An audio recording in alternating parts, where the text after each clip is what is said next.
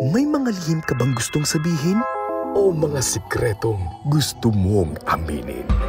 Halika't ating pag-usapan sa Main Confessions. Oras na para ilahad ang lihim na dapat mabunyag. Kaya naman para sa ating main confession, basahin na natin ang unang yugto nang pinadala sa atin ng ating letter sender for tonight. Dear DJ Main, magandang gabi. Itago mo na lang ako sa pangalang Tina ng Cavite. Isa nga pala akong sales lady sa isang maliit na mall dito sa Cavite.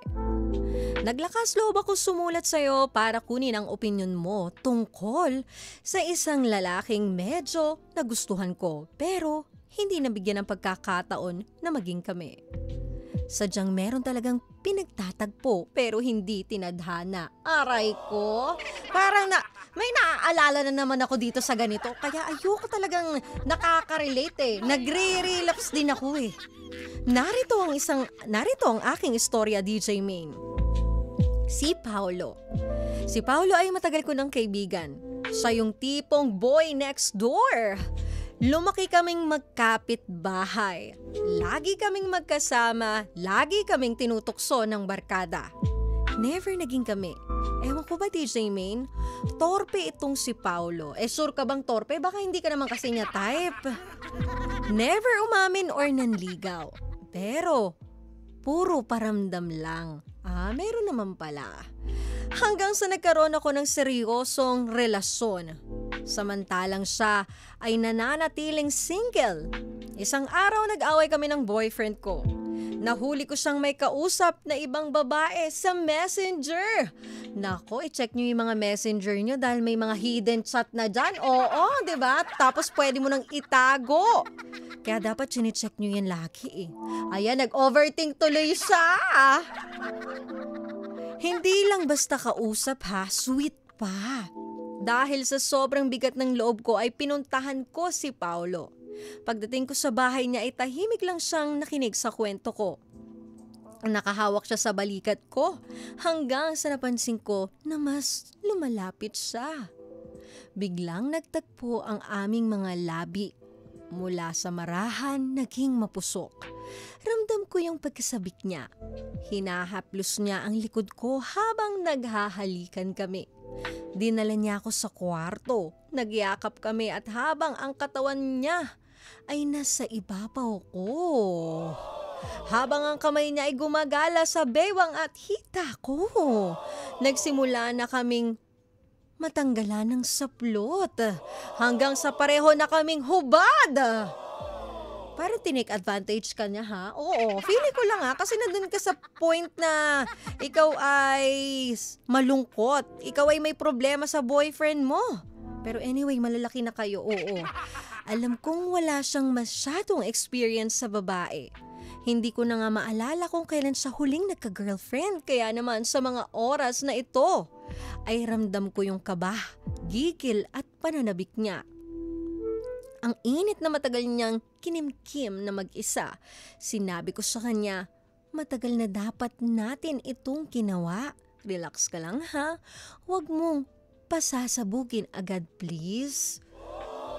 Aba, may pag-command ka pa Tina? Iba ka rin Tina.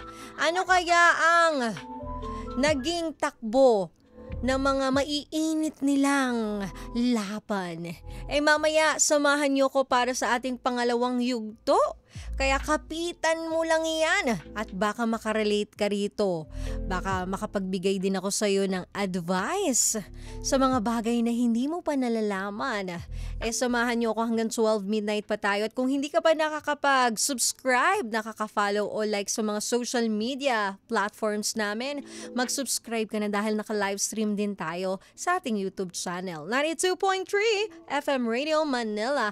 Kaya dyan ka lang baby ko Pabalikan kita. Kailangan pag bumalik ako, andyan ka lang behave ka lang. 92.3 FM Radio Manila, your favorite music radio, ka-vibes.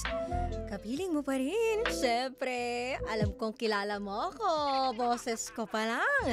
Ang nag-iisang baby mo pagdating sa radyo, DJ Main, for the main event. Kaya naman, ito na. Kanina, natunghayan na natin ang unang yugto ng ating main confession. Dito na tayo pumunta sa climax. Oy, gustong-gusto niya yan mga climax na yan Kasi yan yung pinakamasarap sa lahat, yung climax talaga. Ito na ang pangalawang yugto ng confession ni Tina. Ituloy na natin ang kwento kong umuusok sa init, DJ Main. Wow! May pag-init talaga, Tina. Pumatong ako sa kanya para simulan na. At ayun, DJ Main. 2 kilos ko pa lang ay bigla siyang nag-freeze at naging stiff ang katawan.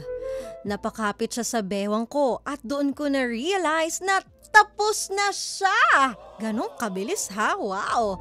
Pareho kaming natigilan, nakita ko sa mukha niya ang sobrang hiya. Hindi na siya makatingin sa akin. Tahimik lang kaming nagbihis at nagpaalam ako. Mula noon ay parang nabura lahat ng taon ng pagiging magkaibigan namin. Hindi na siya dumadaan sa bahay. Hindi na rin siya nagre-reply sa mga messages ko. Para bang lahat ng yon nangyari lang ng isang sandali. Gusto ko sanang ibalik yung dati naming samahan.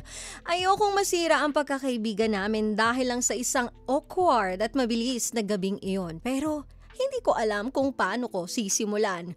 Natatakot ako na baka iniwasan niya ako kasi nahiya siya. Kung alam lang sana ni Paolo na wake up call ko ang pangyayaring yun na kailangan ko siya ngayon. Paolo, kung nakikinig ka man ngayon, gusto kong sabihin na I need you now. Ay, talaga naman, mapapasana all ka na lang talaga dito kay Tina, no? Handa na akong sumugal sa pag-ibig mo. Sana ay mag-message at mag-usap tayo. Ayan na pinapasabi ni Tina sa'yo, Paolo. Kung nasaan ka mang lupalop ng mundo ngayon, kung nasaan ka man, sana narinig mo yan. Magparamdam ka na daw kay Tina. Maraming salamat DJ Main sa pagbasa ng aking confession. Bigyan mo naman ako ng payo kung paano ko ipapaliwanag kay Paolo ang kagustuhan ko. Payuhan mo naman ako kung ano ang dapat kong gawin. From Tina of Cavite. Kala ko ba pag Cavite niya matapang? Oo, bakit noon hindi mo pinagtapat ang totoo mong nararamdaman? Ito rin kasing si Paolo, torpe, no? Kaya ako ayoko talaga ng torpe. Ang hirap kaya maging babae, no? Di ba may kantang ganyan? Yung ang hirap maging babae kasi hindi mo masabi sa lalaki na dapat suyuin ka na niya, magtapat na siya. Kasi dapat kayo na yun Ewan ko ba rito kay Paolo? Kaya naman mamaya nyo naman maririnig ang aking advice para dito kay Tina. Pero ano lang to, galing sa experience ko. Pero syempre ang masusunod pa rin naman yan at magde-decide sa buhay niya ay si Tina. Kaya naman, kapitan mo lang ako, tutukan mo lang ako. Wow, tutukan. Yes, wag mong aalisin yan, isagad mo pa yung volume ng radyo mo nang magising-gising ka habang ikaw ay nasa biyahe. Samahan niyo ako hanggang 12 midnight pa tayo at live tayo sa YouTube live stream namin o YouTube channel namin ng 11:30 sa 92.3 FM Radio Manila. Kaya dyan ka lang baby ko, wag kang bibitaw, babalikan kita. Kailangan pagbalik ko, andyan ka pa rin ha. Oras natin 11:32 na ng gabi at ako kapiling mo pa rin. At ikaw ay nakikinig pa rin dito sa favorite mo, 92.3 FM Radio Manila, your favorite music radio, ka-vibes. Kapiling ang nag-iisa mong baby pagdating sa radyo. Syempre DJ Main yan for the main event. At kanina natunghayan na nga natin ang ating main confession. Siya si Tina. At siya ay may kaibigan na si Paolo. At ayun nga, may mga taong pinagtatagpo ng pagkakataon pero hindi nabibigyan ng chance na sila ay magkatuluyan. At dumating nga sa point na nagka-boyfriend na si Tina na in love na sa iba pero na nagka-problema ang tinakbuhan niya itong si Paolo. Syempre, yun yung close friend niya. May nangyari sa kanila. Ayun nga lang, after ng mga nangyaring yun, hindi na nagparamdam sa kanya si Paolo. And nafe-feel niya o naramdaman niya dahil sa hiya. So hindi niya alam kung ano ang dapat niyang gawin. Hindi niya alam kung ano ang dapat niyang gawin ni Tina. Kung ito ba ay kakausapin niya at paano niya ibabalik yung kanilang friendship. Kaya nga sabi niya, gusto ko sanang ibalik yung dati naming samahan. Ayokong masira ang pagkakaibigan namin. Ang hirap kasi ng ganyan no. Yung pag naging magkaibigan kayo, ang nangyari, ang nangingibabaw sa inyo is ayaw nyong masira yung friendship nyo kahit meron na kayong malalim na nararamdaman para sa isa't isa.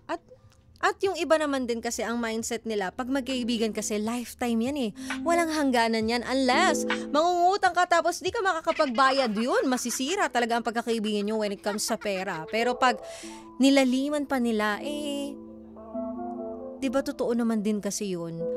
Change is constant at wala namang permanente. So, baka yun yung kinakatakot nitong si Paolo at yun na rin yung dahilan bakit siya lumayo dahil nahihiya siya. Pero Tina, hindi mo dapat ikahiya yung nangyari. Kasi sa totoo lang, marami talagang lalaki na nagkakaganon. Lalo na kung matagal na silang walang karanasan. Isa pa yan, diba? Yung parang feeling niya, tama ba yung ginawa ko? Nabigay ko ba yung best ko? Napaligaya ko ba siya? Naabot niya ba yung tugatok ng kanyang kaligayahan? Baka isa rin yun. So, i-take mo din yung another reason kung bakit itong si Paolo ay hindi nagpaparamdam. Pero hindi ibig sabihin nun, hindi kanya mahal o wala siyang nararamdaman para sa'yo. Ang ibig sabihin nun, sobra siyang na-overwhelm sa damdamin na nararamdaman niya at yung sa sitwasyon na meron kayo. Kasi nga, syempre, nasa mindset niya na yun. Kumbaga, magkaibigan lang kami, may boyfriend na siya Hindi ko napigilan yung sarili ko ng gabing iyon o nung araw na yon. Baka isa rin yun sa niya, kumbaga patong-patong na yung nararamdaman niya. So, ang maganda niyan kausapin mo siya ng direkta. Kung gusto mong ibalik yung samahan ninyo, kailangan mong gumawa ng first move. Ikaw na. At hindi naman makakabawas ng pagkatao mo yan. At hindi ka naman din magiging desperada kung ikaw ang gagawa ng first move para kausapin siya. Pero, bago mo siya kausapin, alamin mo munang mabuti. Ano ba talaga yung totoo mong nararamdaman? Ano ba talaga ang gusto mo? Gusto mo bang ibalik ang pagkakaibigan ninyo? O handa ka na ba talagang pasukin ang relasyon kasama siya? Pero bago mo pasukin ang isang relasyon na gusto mo para sa kanya tandaan mo, meron ka pang unfinished business o unfinished relationship dito sa iyong boyfriend. Even na siya ay naging cheater, nahuli mo siya. Pero sana wag mo siyang gayahin na ganun din yung gagawin mo para sa kanya. Dahil di ba galit na galit ka nga doon sa jowa mo dahil yun yung ginawa sa'yo, wag mong gawin yun. Umexit ka ng maayos, tapusin mo yung relasyon nyo ng maayos. Di ba? At least wala ka nang babalikan na kung ano-ano man na iyong bit-bit in the future. Kung gusto mo ng totoong relasyon at gusto mong maging karelasyon itong si Paolo. At kailangan nga importante yun. Alam mo, kung anong gusto mo, pagkakaibigan ba? O yung pagkakaroon ng mas malalim na relasyon kay Paolo? Kasi pag nalaman mo yan, madali na lang yan Alam mo kung paano mo sisimulan. Paano mo haharapin si Paolo? Paano mo sasabihin yung totoo mong nararamdaman? Kasi alam mo kung ano talaga yung intention mo at ano talaga yung gustong gusto mo. And yun nga, sabi ko nga sa nakikita ko dito, kaya nagkakaganyan si Paolo dahil sobra siyang nahihiya. Oo. Kaya pag kinakausap mo siya, iparamdam mong wala kang galit, wala kang panghuhusga, at lalo na wala kang pangmamaliit. Kasi lalaki yan Para hindi siya lumayo sa'yo, kailangan ma-feel niya na comfortable siya uli sa'yo. Para i-express niya din yung totoo niyang saloobin para sa'yo o para sa inyo. At kung ano man yung nangyari sa inyo nung gabing iyon. At importante din na magbigay ka ng assurance dito kay Paolo. Ipaunawa mo na hindi mo siya iiwasan o iiwasan ng usapan. Itong usapan na nangyari sa inyo. Yung mga nangyari sa inyo, dapat ifa-feel mo sa kanya na, kumbaga, okay na yun. Wag mo nang ungkatin pa. Para hindi siya matrigger na maging uncomfortable na naman. Kasi yung mga ganyang torpe, mas lalo kasing lumalayo yan kapag feeling nila may mali sila. Kailangan niyang maramdaman na ligtas siya sa'yo. Ikaw yung safe space niya at kaya kanyang pagkatiwalaan at kaya niya maging totoo sa'yo. At simulan mo sa maliit na move o hakbang. Diba? Kung hirap siyang makipag-usap talaga sa'yo ng seryoso, baka pwedeng casual muna. Huwag mo munang madaliin ang usapan. I-light mo muna yung conversation na mabubuo ninyo. O kaya i-chat mo siya sa simpleng, Pao, kape tayo minsan. Miss ko na kasi yung kwentuhan natin eh. Pero kung hindi pa talaga siya ready, huwag mong pilitin na agad-agad bumalik sa dati. Kasi normal lang yan na didistansya siya kasi nga nahihiya siya at naguguluhan siya kung ano ba ang pipiliin niya, yung friendship ninyo o yung damdamin niya o yun yung susundin niya at yun yung ipaglalaban niya. So bigyan mo siya ng time to reflect, bigyan mo siya ng time para mas ma-process niya yung mga nangyari at yung feelings niya kung ano ba talaga ang totoong nararamdaman niya. Pero kung consistent ka naman na nagpapakita ka ng care at effort, unti-unting lalapit yan ulit at magiging komportable ulit yan sa'yo. At once na kayo ay nagkausap na at na-feel mo na komportable na siya, ipahayag mo na yung totoong damdamin mo. This is the moment, girl. Oo, ilaban mo na yan. Kesa pagsisihan mo na naman sa huli, nasasayang na naman yung taon, nasasayang na naman yung panahon, hindi mo kayang magpakatotoo sa nararamdaman mo para dito kay Paolo.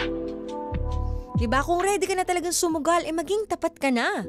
Huwag kang matakot kung hindi siya agad sumagot. Minsan kasi kahit gusto rin niya, mahirap lang para sa kanya yung pag-amin.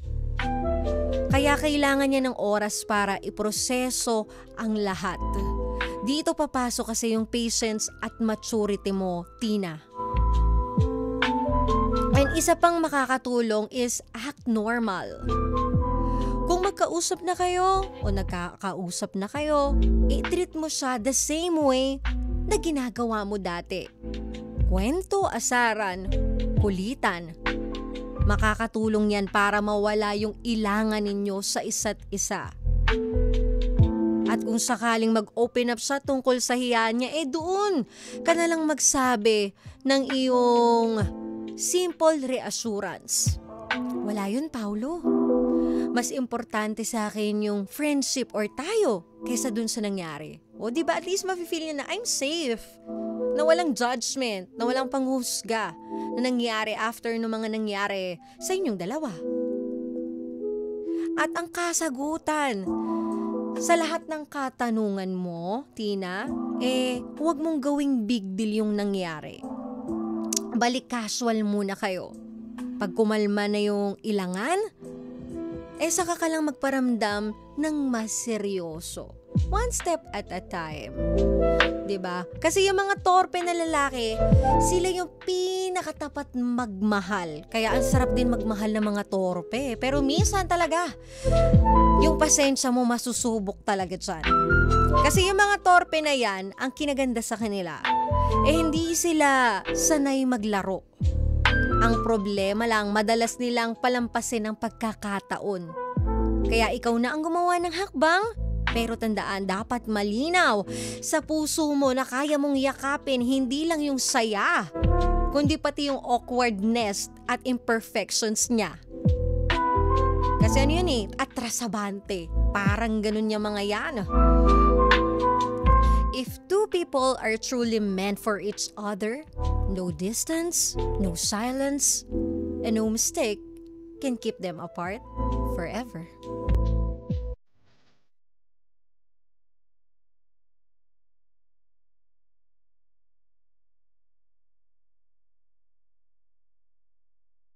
So, bigyan mo lang siya ng time, Ina, na ma-process niya lahat. At iparamdam mo sa kanya na walang nagbago. Ako pa rin 'to, ikaw pa rin 'yan, tayo pa rin 'tong magkaibigan. Na naglolo ka, nag-aasaran, nagtatawanan, nagkukulitan, nagse-share ng kung ano-ano sa sarili. 'Di ba? Kailangan niya munang ma-feel na safe place ka niya bago ka dumating dun sa point na maging seryoso na at ihatag mo na yung totoo mong nararamdaman. Tandaan mo, ang pagsisisi laging nasa huli yan. Mahal mo, dapat sinasabi mo na agad kaysa maunahan ka pa ng iba, di ba? Kaya ngayon, kumalma ka muna, Tina. Kalmahin mo muna ang sarili mo. Huwag kang masyadong mag-overthink dito sa pag-iwas niya. At simulan mo muna sa pagpaparamdam. Baliktarin mo muna yung sitwasyon. Ikaw muna yung lalaki ngayon. Ikaw muna yung parang nanliligaw sa kanya para makuha mo yung loob niya. Maraming salamat, Tina, sa pag-confess mo kay DJ May. Ikaw ba, may gusto ka bang i-confess sa akin? At pwedeng niyong ipadala yan sa ating Facebook page, 92.3 FM Radio Manila. O hindi naman kaya sa Viber natin, 0954-406-1967. At gusto ko lang batiin ang mga ka-vibes natin dito sa ating YouTube livestream. Gloria Constantino Mesiano. Zian Dizon, shoutout sa'yo. Erwin Cuenco.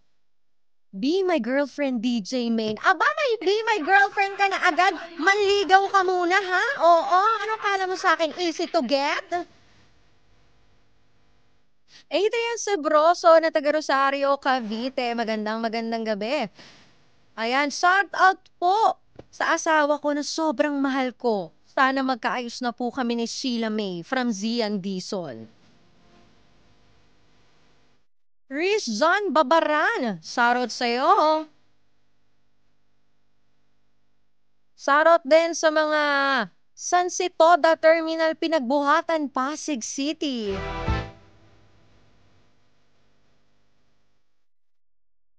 Ayan, shoutout sa lahat ng mga ka-vibes, mga super natin vendors.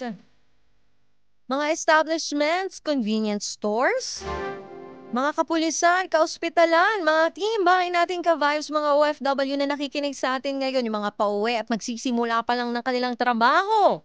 Kayo po ay mag-iingat. At sana kahit papaano nakakuha kayo ng leksyon pagdating sa pag-ibig, lalo na sa mga torpe. O, huwag kang torpe. Ilahad mo yan. Oo, minsan ka lang mabuhay sa mundong ibabaw, dapat ini-enjoy nyo yan. Maraming salamat sa inyo, pero bago ang lahat, thank you so much Uy Dental Clinic, Horticulture by Caldana, Imprint Customs, Vanity Lounge Aesthetics, Cares of Free Came Apple, The Apple, Zebra Helmets, Philippines, Pink Philippines, at pwede nyo ako i-follow sa aking mga social media accounts, Facebook page, YouTube, Instagram at TikTok, pare-parehas na Main Eugenio. At dito sa favorite ninyo, lahat ng social media platforms natin, 92.3 FM Radio Manila. At syempre, makikinig gabi-gabi ha? Oo. Para hindi mo ko namimiss. Ay! Sige na nga, I miss you. Samahan niyo ako Lunes hanggang Biyernes. Pagsapit ng 9:30 PM. Oras na yun para ako naman ang mahalin mo. 9:30 PM to 12 midnight, pampagising. Sa tuhod mong nanghihina, oo. Para maging maganda ang iyong tulog, maganda ang iyong gising, fresh na fresh, ganon. Dapat ako ang huli mong pinakikinggan sa gabi. Samahan mo ako Lunes hanggang Biyernes, 9:30 PM to 12 midnight. Dito lang yan sa 92.3 FM Radio Manila. Your favorite music radio, Ka-Vibes. Kasama ang pinaka-hot, wow! Siyempre, nag-iisang baby mo pagdating sa radyo. DJ Main for the main event. Na nagsasabi na worth it na ang pagpupuyat mo. Dahil meron nang magsasabi sa'yo ng, good night, baby. I love you. Minsan, may mga tao talagang matagal nating kasama. Pero Hindi natin nabibigyan ng pagkakataon ang damdamin. At kapag dumating yung sandali na halos mawala na siya, doon natin mararamdaman kung gaano natin siya kailangan. Yang minsan, yang awkward, minsan mali ang timing. Pero sa dulo, ang sigaw ng puso ay simple lang. I need you now.